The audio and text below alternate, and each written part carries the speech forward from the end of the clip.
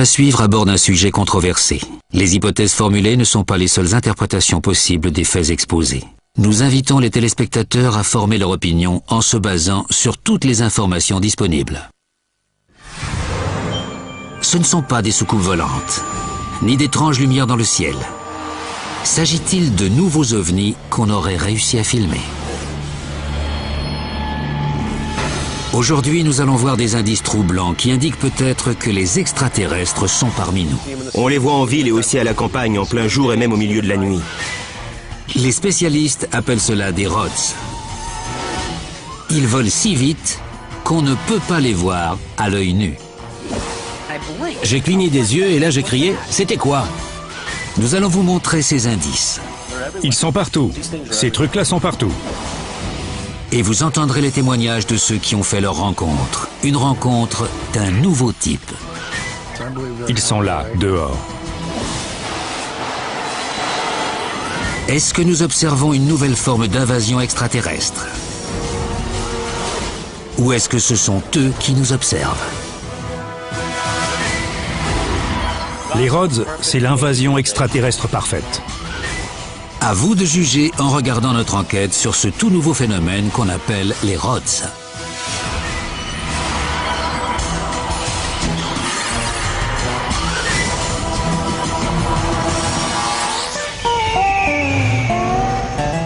Au cœur de la jungle, dans le centre du Mexique, à une demi-journée de marche du village le plus proche, on trouve une grotte qui s'enfonce à près de 450 mètres sous terre.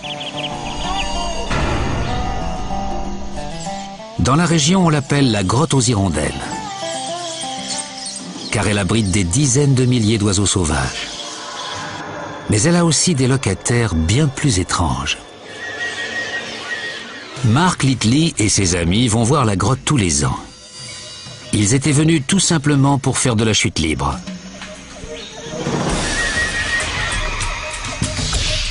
Ils allaient être surpris. Quand on est arrivé dans la grotte, c'était dément. On était sur une autre planète. On se serait cru sur la Lune ou sur Mars. Mark ne savait pas qu'il était en train de faire une rencontre d'un tout nouveau type. On était dans la grotte et on filmait tous les sauts. On ne se doutait pas une seconde qu'on allait voir tous ces rods sur la cassette. Après la diffusion de sa vidéo à la télévision, Mark a reçu un coup de téléphone qui allait changer sa vie. José Escamilla m'a appelé. Il était dans tous ses états. José Escamilla est le plus grand spécialiste de ces objets volants non identifiés qu'on appelle les rods. Je le vois sauter dans la grotte, et là, devinez quoi? On voit des rods partout. Il m'a pris pour un dingue. Il disait, des ovnis, des rods, vous êtes cinglés, c'est seulement un oiseau. D'abord, je n'y ai pas fait attention. Je m'en fichais un peu. Mais au téléphone, il m'a indiqué à quelle séquence on pouvait voir des rods sur les images. Je me suis dit, on va voir ce que ce type a vu. J'ai rembobiné la cassette, je l'ai repassée au ralenti. Avec mon caméscope, j'avais réussi à filmer ces créatures qui volaient partout dans la grotte. En observant sa vidéo de plus près, Mark est tombé à la renverse.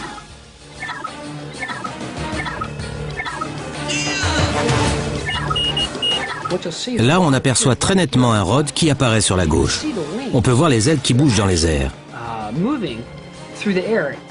Ce sont les images de rods les plus distinctes qu'on ait jamais obtenues sur une vidéo. Sur la cassette, il y a 3 plans vraiment extraordinaires qui aident le téléspectateur à mieux comprendre ce que sont les rods. Le premier plan montre un rod qui vole au soleil et qui passe dans l'ombre. 80% du corps et une partie de la queue sont encore au soleil. C'est un spécimen assez grand. D'après José Escamilla, l'animal est trop grand pour être un oiseau. Mais alors de quoi s'agit-il? On a amené la cassette au Musée national d'histoire naturelle pour la montrer à un zoologue, à un biologiste et à un entomologiste. Ils ne savaient pas quoi en penser. Ils m'ont dit qu'ils n'avaient jamais rien vu de pareil. Un deuxième plan encore plus extraordinaire nous montre toute la vitesse et la souplesse des rods. Ils tombent à près de 200 km à l'heure et en même temps, ils se déplacent à l'horizontale et ils arrivent à faire un demi-tour. Ça remet en cause toutes les lois de la physique et de la biologie telles qu'on les connaît. Et enfin, il y a ceci. Vous avez devant vos yeux la plus grande nuée de Rhodes jamais filmée. Avant de les voir, je n'y croyais pas. Mais maintenant, je sais que c'est tout simplement une nouvelle espèce qui n'a pas encore été répertoriée. C'est très bizarre. Ça ne ressemble à rien d'autre sur Terre. Pour une raison inconnue, ces créatures se sont installées dans cet endroit. Et ça, je vous le garantis, si vous allez là-bas, vous allez voir des Rhodes et vous pourrez les filmer. Mais les recherches sur ces êtres étranges ont commencé bien avant les découvertes de la grotte aux hirondelles. Tout a commencé ici, à l'épicentre de toutes les activités extraterrestres. Roswell, au Nouveau-Mexique. Le 19 mars 1994, José Escamilla scrutait le ciel de Roswell en espérant filmer un ovni. Et c'est exactement ce qui s'est passé. J'ai enregistré quelque chose qui volait devant l'objectif. C'était une espèce de forme qui voltigeait au-dessus de la route droit devant nous. On aurait dit un serpent volant, ça m'a époustouflé. José Escamilla avait-il trouvé la preuve d'une vie extraterrestre? Il fallait qu'il le sache. Il a donc mis en ligne un petit site internet en espérant trouver quelqu'un qui a fait la même étrange expérience que lui. La réponse ne s'est pas fait attendre. Des centaines puis des milliers d'internautes l'ont rejoint et tous partageaient la même histoire. Un jour, j'ai appris qu'il y avait enfin un site consacré exclusivement aux Rhodes. Pour moi, c'était une excellente nouvelle. De plus en plus de gens m'ont appelé pour me dire « Je crois qu'on voit un Rhode sur notre cassette ». On a trouvé des Rhodes dans le Maine, l'État de New York, le Colorado, à Hawaï et dans 40 États en tout. On les voit en ville et aussi à la campagne, en plein jour et même au milieu de la nuit. Ils sont là dans les airs, ils sont partout. José Escamilla est passé à la télévision pour parler de son étrange découverte. J'avais envie de prévenir tout le monde, de leur dire « Écoutez, il y a des créatures parmi nous, allez les voir, elles sont bien vivantes ». Les apparitions de Rhodes ne se cantonnaient plus aux États-Unis. Le phénomène s'est étendu au monde entier. On a aperçu des Rhodes en Europe de l'Est, en Corée, en Finlande et en Israël.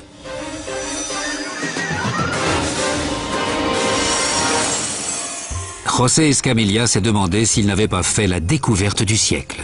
En fait, je ne tenais plus en place. Je me disais, qu'est-ce que c'est? Une espèce d'animal? Un truc vivant? On ne sait pas grand-chose de ces objets volants non identifiés pour la simple et bonne raison qu'aucun n'a jamais été capturé.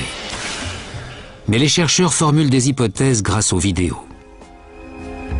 C'est un animal qui se compose à l'extérieur d'une membrane de type cellulaire et à l'intérieur d'un système nerveux qui est apparemment sous forme de fluide. En ce qui concerne leurs proportions, leur largeur et leur longueur font penser à un cigare. Et de chaque côté de leur corps, sur le milieu, il y a une membrane transparente qui leur sert d'aile dans les airs et de nageoire dans l'eau. Les Rhodes font onduler ces membranes à une vitesse absolument phénoménale. Voilà donc une créature transparente, sans colonne vertébrale et qui vole à la vitesse de l'éclair. Pas étonnant que certains la croient venue d'une autre planète. Et elle est ici, sur Terre. J'ai des images où on les voit traverser la matière. On les voit passer à travers un toit. J'ai émis l'hypothèse que les Rhodes traversent les dimensions. Ce qu'il y a de sûr, c'est que ces créatures ne sont pas soumises aux lois qui régissent l'univers, comme la loi de la gravité ou celle de la physique. Pas de la même manière que nous, en tout cas. J'en ai vu s'arrêter en plein vol. J'en ai vu voler sur le côté. J'en ai vu se déplacer par groupes de 4, 5 ou 10. Et ils tournaient tous au même moment. Ces choses sont extraordinaires. J'avais du mal à le croire. Ces Rhodes que les extraterrestres nous ont envoyés sont peut-être un fléau. Un fléau que nous adresse une autre planète pour nous montrer que même une petite créature comme celle-ci peut défier les lois de notre science moderne. Les Rhodes, c'est l'invasion extraterrestre parfaite. Vous savez pourquoi? Parce qu'ils sont juste sous notre nez. Mais comme on est tellement intelligent, on n'arrive pas à les voir. Depuis quand sont-ils sur Terre? C'est incroyable, mais certains chercheurs pensent qu'ils ont toujours été là. Il est possible qu'il s'agisse d'une forme de vie ultra rapide, qui aurait constamment vécu parmi nous sans qu'on la remarque un seul instant. Est-il possible qu'en cette nuit de 1994, José Escamilla ait obtenu la preuve la plus concluante que les extraterrestres vivent parmi nous? Chaque fois que je regarde des images de Rhodes et que je vois bien que ce sont des Rhodes, je trouve ça extraordinaire et ça me donne envie de poursuivre mes recherches. Des recherches qui allaient lui causer bien des surprises. Les Rhodes sont-ils des envahisseurs extraterrestres ou des animaux de notre planète que nous ne connaissons pas encore? Jugez vous-même des indices. À Séoul, en Corée, Seo Jong-han, un ingénieur de la région, a obtenu des images extrêmement claires d'un Rhode dans une ferme abandonnée. Ils volent d'une manière très différente. Leurs trajectoires n'ont rien à voir avec celles des autres animaux. Les Rhodes ont des ailes tout autour d'eux. La même année, il a également filmé ces superbes Rhodes devant sa maison. Ils ressemblent étrangement aux créatures qui sont apparues dans d'autres parties du monde. Mais le lien avec les créatures de Corée ne s'arrête pas là. Voici un Rhode qu'un étudiant a filmé près de la province de Chungbok. C'est un ovni en forme de cigare. On l'appelle le maître du ciel. On dirait vraiment un cigare de loin. Mais vous voyez, il a des membres sur les côtés. Et il a aussi autre chose, une taille gigantesque. Il semble que ce Rhode vole derrière cette montagne au loin. Des spécialistes coréens ont calculé que cet ovni devait mesurer au moins 10 mètres de long et qu'il se déplaçait à plus de 10 000 km à l'heure. Mais les preuves de l'existence des Rhodes ne sont pas toutes sur pellicule.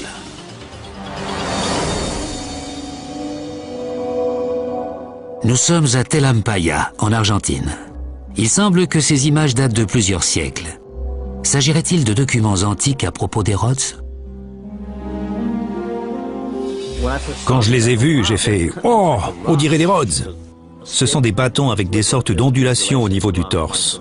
Ces gravures datent de milliers d'années. C'est ce qu'on appelle des pétroglyphes. Pas de doute, les Rhodes sont là depuis longtemps. En fait, il y a beaucoup de mythes et de légendes tout au long de l'histoire que l'on pourrait rattacher aux Rhodes. Nous sommes en 1986 à Crawfordville, dans l'Indiana. Tous les habitants de la ville ont aperçu ce qu'ils ont appelé un monstre céleste. D'après leur description, il faisait 9 mètres de long. Il n'avait ni tête ni queue, mais il ondulait dans le ciel à la manière d'un serpent ou d'un poisson. La ville entière l'a vu en plein jour.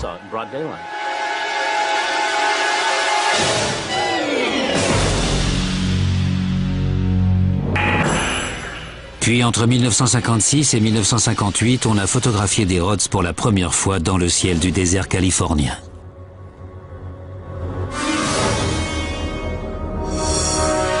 Avec un appareil ordinaire et une pellicule infrarouge, PJ Constable a photographié ce qu'il appelait des créatures.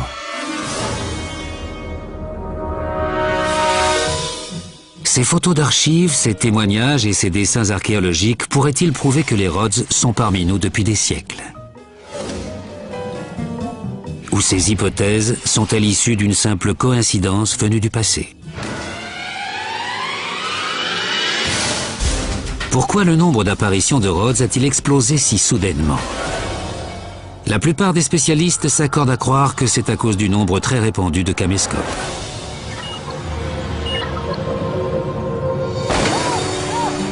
Le 18 août 2000, la famille Foster part en vacances au parc naturel de Roaring River, dans le Missouri. Jesse Foster compte passer la journée à tirer sur des pigeons d'argile. Mais il n'a pas idée de ce qu'il va filmer avec sa caméra. J'ai remarqué quelque chose quand ma fille tenait le caméscope. Il y avait quelque chose qui volait entre elle et la caméra. J'ai cru que c'était un colibri. J'ai appuyé sur la touche ralentie du magnétoscope et ça ressemblait à une canne volante sans pattes. La vidéo de Jesse avait gardé son mystère jusqu'au jour où son petit-fils John a vu José Escamilla à la télévision. Je regardais cette chaîne-là 5 minutes pour voir de quoi ça parlait, et là il discutait de ces bêtes bizarres. D'un coup, il se met à crier « Grand-père ». Moi je dis « Oui, tes bestioles passent à la télé ». Enfin, Jesse pouvait mettre un nom sur les créatures qu'il avait découvertes. Ils ont une couleur plutôt dorée, je trouve ça très joli. On a la chance de les avoir en couleur. Et vous avez vu leur envergure? Au moins 25 cm. Le voilà, juste là, c'est mon Rod. Il n'est pas magnifique? Et pan, il s'en va. Est-ce que ce n'était qu'un oiseau ou un insecte? Les Foster ont observé ces indices de très près et ils ne sont pas de cet avis. Je pense que ça doit être une espèce inconnue. J'ai jamais rien vu de pareil. On est prêt à coopérer à toutes les recherches possibles du moment que c'est nécessaire pour découvrir la vérité. C'est sûr qu'ils sont parmi nous.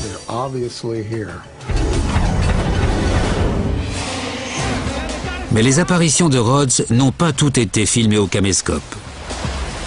Parmi les images les plus réussies, il y a celles que l'on voit dans ce long métrage.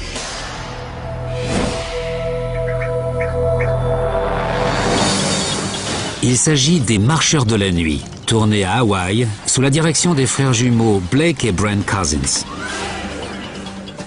C'est moi qui suis derrière la caméra. Blake fait le travail d'acteur devant l'objectif. Comme on est jumeaux, on travaille très bien ensemble. On abat beaucoup de boulot. Ce film est très connu dans les îles Hawaï. Il raconte l'histoire d'une équipe venue tourner un documentaire sur une légende de la région. C'est l'entrée de la grotte. On y va. Un fantôme assassin qu'on appelle le Marcheur de la nuit. En gros, les marcheurs de la nuit sont des guerriers hawaïens qui protègent les villages. Les gens d'ici en ont vu des centaines de fois. Tandis qu'ils tournaient la scène clé du film à l'intérieur d'une grotte, les deux frères ont filmé quelque chose qui n'était pas dans le scénario. On a regardé les rushs et tout avait l'air d'aller. Mais on a remarqué ces petits insectes qui volaient à une vitesse incroyable. Mais ils n'avaient jamais vu d'insectes pareils. Alors on l'a montré à des amis qui vivent dans la région et ils nous ont tous répondu la même chose. Ça, c'est pas des insectes. Les deux frères ont alors examiné toutes leurs pellicules et ils ont trouvé encore d'autres bêtes étranges. Au final, on avait filmé tout un essaim de ces trucs-là. Brent et Blake sont revenus plusieurs fois dans cette grotte, mais ils n'ont pas encore obtenu de nouvelles images, ce qui ne les empêche pas d'y croire. Arriver à filmer une chose aussi extraordinaire que les Rhodes, ça ne s'oublie pas. Et ils feront tout pour ne pas les rater la prochaine fois qu'ils ressortiront leur caméra. Le site internet que José Escamilla a consacré aux Rhodes s'est très vite fait connaître et les pièces à conviction se sont rapidement accumulées. C'est là que j'ai commencé à recevoir des images de plein d'endroits différents, des 4 coins du monde. Et plus José regardait les cassettes, plus il se demandait si ce n'était pas les Rhodes qui nous regardaient.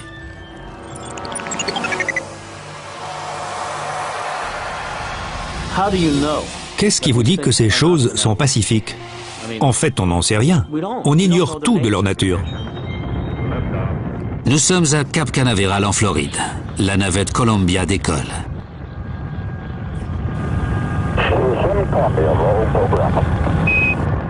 Les fusées de propulsion se séparent du bâtiment principal. Au moment où la navette atteint sa vitesse maximale, on aperçoit un objet volant non identifié. Regardez bien. L'image apparaît et disparaît en un clin d'œil.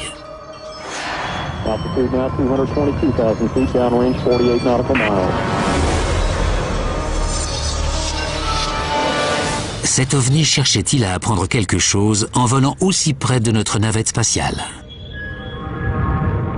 Cela semble inconcevable. Mais imaginez que les Rhodes soient des créatures extraterrestres dont nous ne connaîtrions pas les intentions. C'est extrêmement difficile d'exprimer ce qu'ils veulent avec des mots. D'ailleurs, je ne suis pas sûr de savoir ce qu'ils veulent. Si les Rhodes ont vraiment été fabriqués par les extraterrestres, alors je dirais que ces ovnis sont là pour remettre en cause notre utilisation destructrice de la science. Ça ne m'étonnerait pas que ces Rhodes soient en fait une façon de se moquer de nous et de nous dire « Regardez, on sait parfaitement que vous savez voler et que vous n'êtes absolument pas conscient de ce que vous faites. » Je pense que les Rhodes ont fait l'objet d'études bien plus approfondies que ce qu'on a bien voulu faire croire aux médias et à la presse américaine. Le gouvernement américain a-t-il toujours connu l'existence des Rhodes? Dans un rapport de 1950, on a appris que les soucoupes volantes étaient le sujet le plus confidentiel des États-Unis, plus encore que la bombe H. Pas de doute, le gouvernement a menti comme un arracheur de dents pendant de nombreuses années. Vous aurez beaucoup de mal à me faire croire que le gouvernement n'a aucune idée de l'existence de ces formes de vie. Quand on voit toutes leurs images d'exercices militaires, leur silence est assourdissant. Et comme c'est déjà le cas pour d'autres activités extraterrestres, certains se demandent si l'État n'en sait pas plus qu'il veut bien le dire. Il y a beaucoup de personnes qui ont travaillé dans la marine américaine et qui disent savoir ce que sont les Rhodes.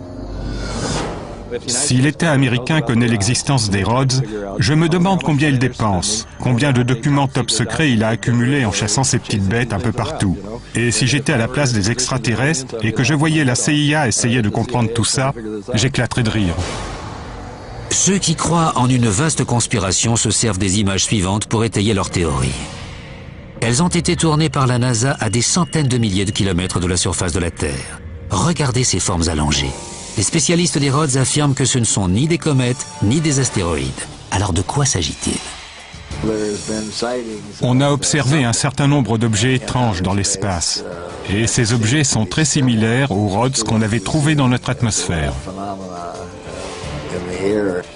Aucun animal ne peut survivre dans le vide interstellaire. Est-ce là la preuve que les Rhodes sont en fait des ovnis? Le problème, c'est que les gens ont des préjugés dès qu'ils entendent le mot « ovni ». Ils pensent tout de suite à des soucoupes volantes et à des petits hommes verts ou ce genre de choses. En fait, il s'agit purement et simplement d'objets volants non identifiés. N'oubliez pas que ces images ont été prises par les caméras du gouvernement américain. Doit-on en conclure que les Rhodes sont encore plus mystérieux qu'il n'y paraît? On se dit que certaines branches du gouvernement feraient bien mieux de s'occuper de ces trucs-là.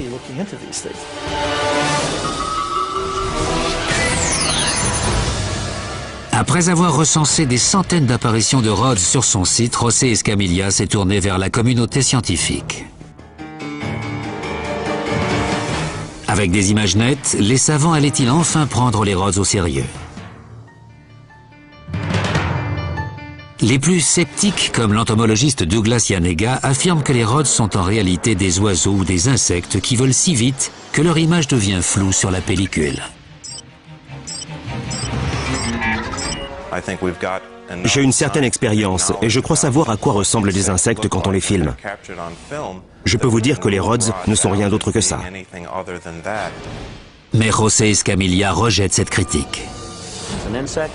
Si c'est un insecte très proche de l'objectif, alors en ralentissant image par image, on devrait voir ce que c'est. Ce serait un insecte. Pareil si c'est un oiseau. Pareil si c'est un Rhode. D'autres pensent que ce sont des reflets sur l'objectif de la caméra, des illusions d'optique causées par la lumière du soleil. Mais comment une illusion d'optique pourrait-elle bouger si naturellement? À mon avis, il y a tellement de caméras différentes, tellement de variations dans la vitesse d'obturation, que ce n'est pas un très bon argument. Selon une autre explication, les Rhodes seraient le fruit d'un défaut de la pellicule elle-même.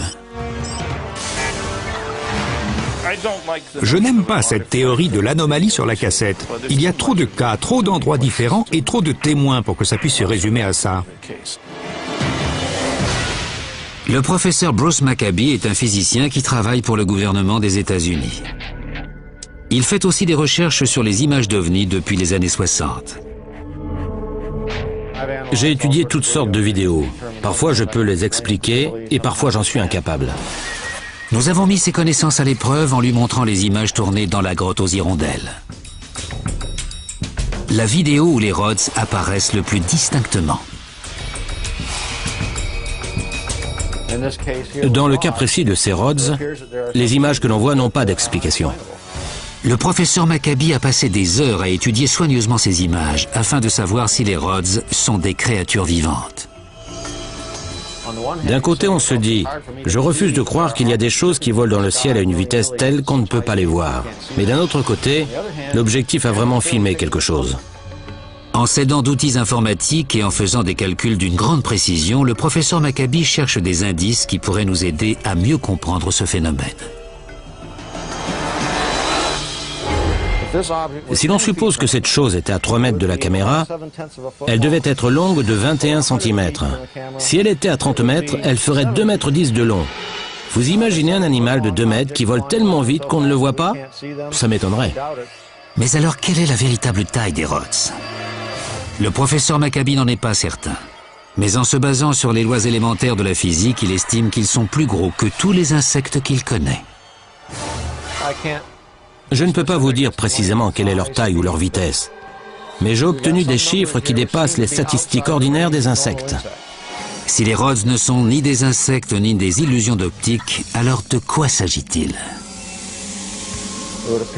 Apparemment, ce qui a été filmé est bien réel, mais je n'ai aucune idée de ce que c'est. Comme je vous l'ai dit, ces choses ne semblent pas avoir d'aile. Le professeur Yanega affirme que les rods ne sont pas réels, et il prétend savoir pourquoi. Dès le début, je me suis dit que c'était tout simplement quelqu'un qui avait mis la main sur des photos d'insectes flous, sans comprendre ce qu'il avait vraiment devant les yeux.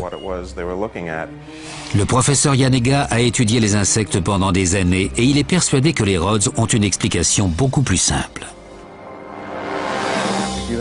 Lorsqu'un insecte vole dans les airs, ses ailes vont bouger à un certain rythme pendant qu'il se déplace.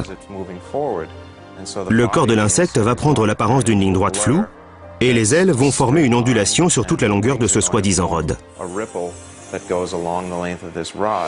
Mais d'après le docteur Maccabi, il est clair que ce que l'on voit sur les images de la grotte aux hirondelles n'a rien à voir avec des insectes flous. La longueur de la chose est réelle. On voit clairement qu'elle n'est pas accentuée par le mouvement. Le zoologue David Faulkner a lui aussi vu les images des rods. Il est convaincu que ce que l'on voit sur ces images étranges est différent de tous les animaux qu'il connaît. Parmi les millions d'insectes que j'ai étudiés, il n'y a rien qui ressemble à une chose pareille, que ce soit chez les insectes adultes ou en cours de formation. Pendant que certains continuent leurs recherches en laboratoire, d'autres travaillent en plein air dans le plus grand secret, car ils craignent pour leur carrière.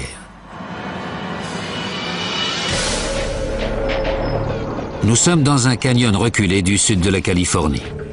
2 scientifiques partent en excursion clandestine pour photographier des rods. Le biologiste Kenneth Swartz prépare la caméra vidéo. C'est en partie pour ça qu'on est venu. On sait qu'ils existent, et si on a de la chance, on en piégera sur notre pellicule.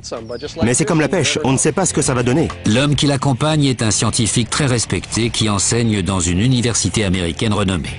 Mais il nous a demandé de l'appeler Joe pour dissimuler son identité. D'après Joe, si on le voyait ici, ça mettrait en danger toute sa carrière. On pourrait penser que la science, c'est la recherche de la vérité. Mais en fait, c'est la recherche du financement. Alors si je proposais un projet de recherche sur les rods, par exemple, ou sur les ovnis, si j'en parlais à d'autres scientifiques, ils me riraient au nez. Et lorsque Joe a parlé de ses découvertes à ses collègues, c'est exactement ce qu'ils ont fait. Ils me regardaient comme si j'étais fou, comme si j'avais perdu la raison. Mais Joe refusait qu'on le réduise au silence. Il a consacré plusieurs années et des milliers de dollars à la poursuite de ses recherches. En 1998, il commence à collaborer avec José Escamilla. Cela allait changer sa vie à jamais.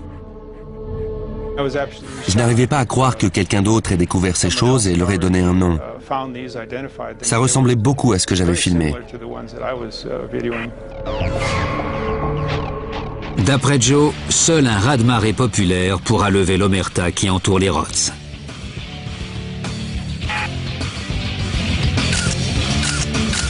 En attendant, il continue ses recherches dans le plus grand secret.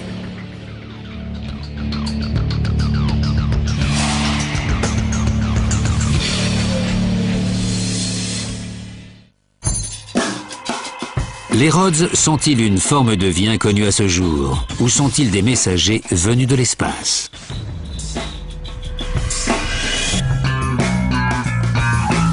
Les seuls indices dont nous disposons sont des fractions de secondes de vidéo. Les spécialistes sont unanimes. Plus on aura d'images, plus on se rapprochera de la clé du mystère.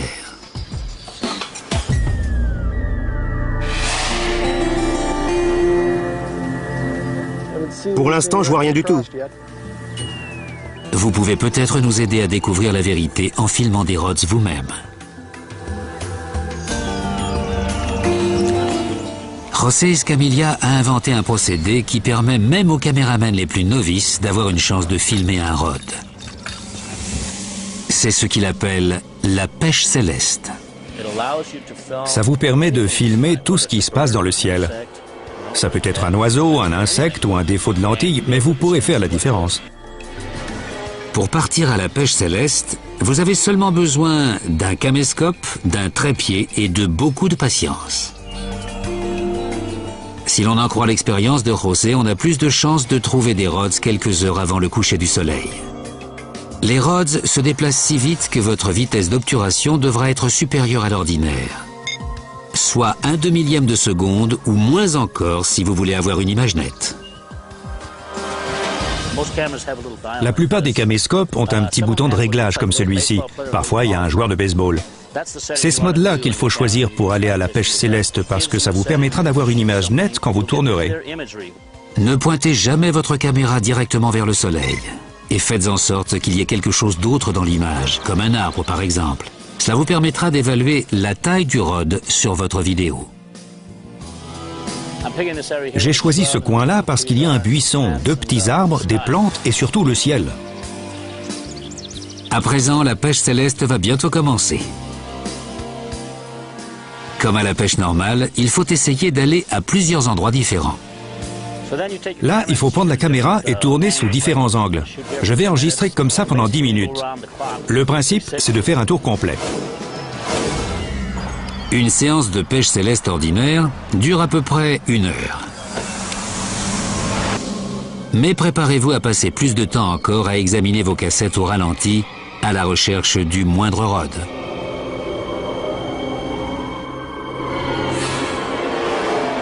Qui sait, la vérité sur ces étranges créatures se cache peut-être en plein milieu de votre jardin. La NASA veut nous cacher la vérité. Les scientifiques veulent nous cacher la vérité. L'État veut nous cacher la vérité. Le seul moyen de savoir ce qu'il en est, c'est la pêche céleste que j'ai inventée. Essayez-la et voyez par vous-même. Attendez-vous à des surprises. Ils sont bien là. Mais si vous n'avez pas de caméscope, vous pouvez quand même mener vos propres recherches. Édouard Lopez a recensé plus de 100 apparitions sans même quitter son appartement. Comment s'y est-il pris? En regardant la télévision. Je trouve mes sources à chaque fois que j'allume la télé, que ce soit un film, un documentaire, un reportage ou un incendie en direct.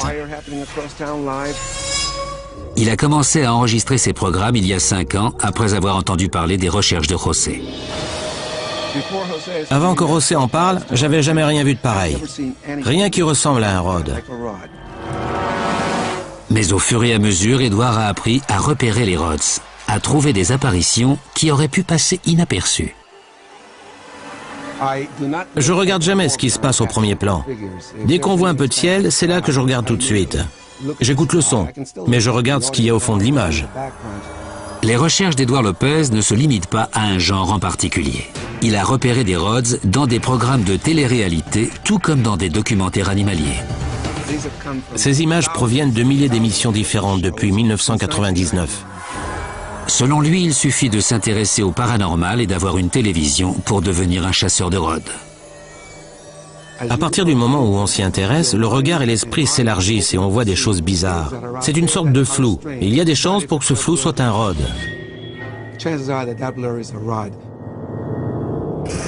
D'habitude, les images de rods sont floues.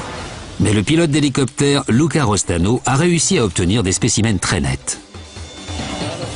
Il y a 3 pattes de chaque côté et une petite queue. Il faut vraiment le voir de ses yeux. C'est très difficile à décrire. Un jour d'été, 1999, Luca et un autre pilote partent se balader au-dessus du littoral hawaïen. Pour une fois, j'avais la chance d'être passager. Donc j'avais pas besoin de m'occuper des contrôles de l'appareil et j'avais tout le temps de prendre des photos de l'île de Kauai. Luca se souvient qu'il a mitraillé ce paysage spectaculaire avec son appareil 35 mm. À l'époque, il n'avait aucune idée de ce qu'il capturait sur sa pellicule. C'était exactement ce qu'on voit aujourd'hui. C'était le même paysage que celui-là. Je ne me doutais pas qu'il se passait quoi que ce soit dans cette vallée, jusqu'à ce que je fasse développer les photos. Luca n'arrivait pas à expliquer les deux formes étranges qui apparaissaient sur ses photos. En tout cas, jusqu'à ce qu'il voit d'autres rods à la télévision. J'arrivais pas à le croire. On parlait à la télé de ce que j'avais sur ma pellicule. Il savait enfin à quoi il avait affaire.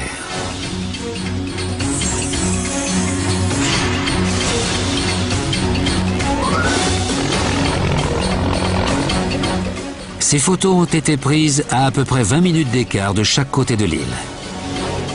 Les chances que cela arrive sont infinitésimales. Ces formes pouvaient-elles venir d'une sorte d'animal qui volerait à des centaines de mètres au-dessus du sol? Luca ne connaît aucune bête capable de résister aux turbulences engendrées par les rotors de l'hélicoptère. Il y a des vents de 100 à 120 km/h sous l'hélico. Je pense pas qu'un insecte pourrait voler dans des conditions de ce genre. Il pourrait pas rester là, de manière à ce qu'on puisse le prendre en photo comme le jour où on a eu ces images. L'archipel d'Hawaï serait-il un autre foyer de rods? Est-ce que c'est son climat, son milieu exotique qui attire ces êtres étranges? Une chose est sûre, les chasseurs de rods continueront à observer le ciel jusqu'à ce qu'ils trouvent les réponses. Parmi les centaines d'apparitions de rods recensées par José Escamilla, la plus incroyable est peut-être celle qui a eu lieu le 19 mai 1999. Ce jour-là, les habitants de l'État d'Oklahoma courent s'abriter, car il y a une tornade qui ravage la région.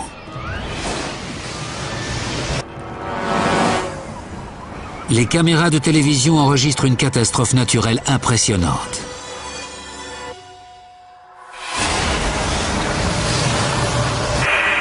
Pendant ce reportage en direct d'un hélicoptère météo, le plus grand rod du monde apparaît sur les écrans. C'est une très grosse tornade. Elle est absolument immense. Elle doit faire 1,5 km de largeur. Et là, mon Dieu, on voit un rod sortir de ce qui a été la pire tornade de toute l'histoire d'Oklahoma City en mai 1999. Si l'on en croit José Escamilla, la forme blanche qui surgit des nuages serait un rod immense de 15 mètres de long. Serait-ce un arbre arraché par la tempête? José n'est pas de cet avis. La forme apparaît et disparaît en un trentième de seconde. Qu'est-ce qui serait capable d'une chose pareille, sinon un rod? L'hélicoptère est à 900 mètres au-dessus du sol. La caméra nous montre un rod qui arrive et qui repart au milieu de vents qui vont à presque 500 km/h. Et si celui-là fait 15 mètres de long, on peut se demander jusqu'où leur taille peut aller.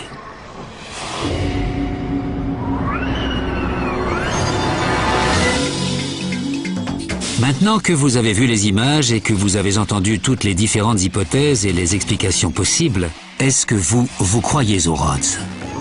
Pour moi, ça ressemble à une invasion. Ils sont partout. C'était pas le cas il y a 10 ans. Ou s'agit-il du plus grand canular de tous les temps? J'ai tout de suite vu que ce n'était pas un canular. C'est vrai, les images sont authentiques. Elles ne sont pas truquées. De plus, il y en a beaucoup trop pour qu'un seul homme ou même toute une équipe les fabrique. Et elles viennent de nombreuses sources différentes. J'ai immédiatement compris qu'il ne s'agissait pas d'une farce. Certains disent que l'existence des rods ne sera jamais reconnue tant qu'on n'en aura pas capturé un. Tant qu'on n'aura pas un rod sur une table d'autopsie ou de dissection, et je doute que la communauté scientifique reconnaisse véritablement l'existence d'une telle créature. Comment pourrait-on capturer un être qui se déplace à des centaines de kilomètres à l'heure et dont la taille varie de quelques centimètres à 15 mètres de long? Je n'ai vraiment aucune idée quant aux moyens d'en capturer un. Et que dire des témoins? Comment des gens du monde entier qui ne se connaissent pas les uns les autres pourraient-ils filmer le même phénomène inexpliqué? On a des milliers de cassettes. On se demande qui aurait envie de prendre tout ce temps pour truquer autant de vidéos. Peut-être que la preuve absolue attend que vous la découvriez avec votre propre caméra. Si vous aviez le même nombre de cassettes comme pièces à conviction dans une affaire de meurtre, personne n'aurait le moindre doute. Mais les doutes subsistent. Et jusqu'à ce qu'ils soient dissipés, José Escamilla et les autres chasseurs de Rhodes continueront leur quête de vérité.